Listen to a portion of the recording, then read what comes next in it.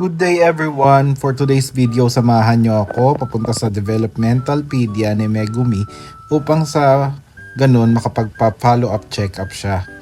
Noong May 2024, na-diagnose si Megumi ng autism at ADHD combined level 2. Na-recommend ng kanyang Developmentalpedia na mag-undergo siya ng speech therapy at occupational therapy para sa kanyang development.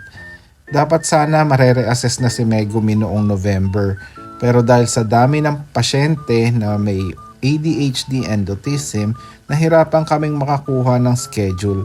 Kaya this January 2025, finally natuloy na rin ang kanyang follow-up assessment.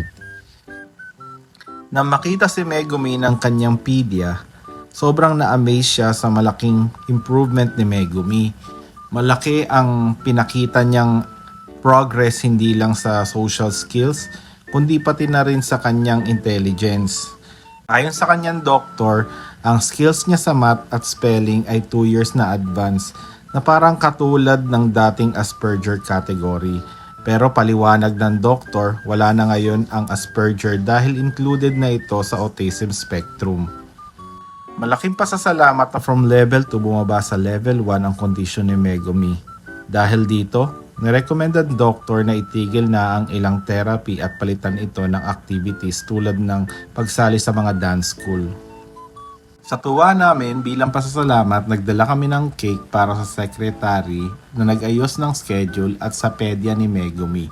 Next year pa, 2026 ang kanyang next follow-up. Sa ngayon, tuloy lang kami sa ilang therapy para magtuloy-tuloy ang improvement ni Megumi. Sa bawat hakbang ni Megumi, ramdam namin ang resulta ng aming pagmamahal at pagsusumikap. Totoo nga, walang imposible sa tulong ng Diyos at sa dedication ng pamilya.